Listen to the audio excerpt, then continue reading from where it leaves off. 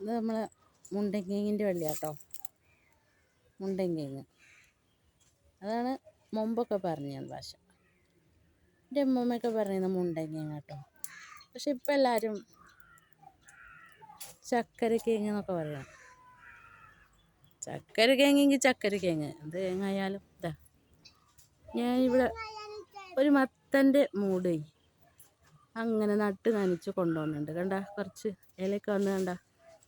അപ്പോൾ ഇതൊരു 10 ഇല എടുത്തിട്ട് ഒരു താളിപ്പ് ഉണ്ടാക്കണം ഇന്ന്.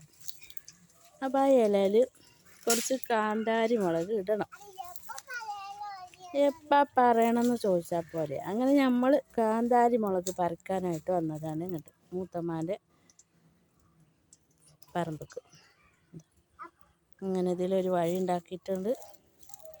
അതെങ്ങനെ വന്ന് നമ്മളിവിടെ നിന്ന് ഇങ്ങനെ കാന്താരി മുളക് പറിക്കാൻ നിൽക്കുകയാണ്. വാവ്, സൂപ്പർ. മരമൊക്കെ ചാഞ്ഞു പോയി.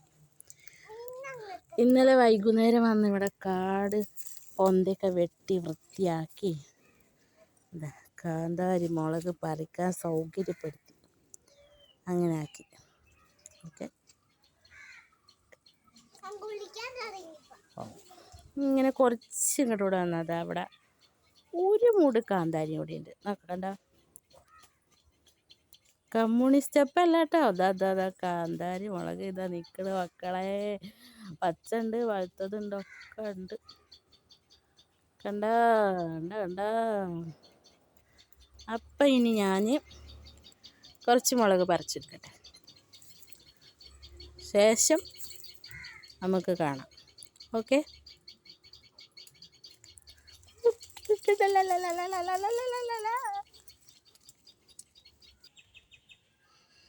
അപ്പോൾ ഇതാണ് നമ്മളെ കാന്താരി മുളക് പറിച്ചത്.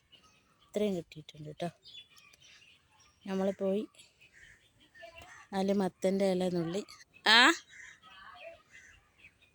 ഒരു താളിപ്പുണ്ടാക്കട്ടെ. ഓക്കെ. ഓക്കെ, ശരി, വീണ്ടും കാണാം. ബൈ. Thank you.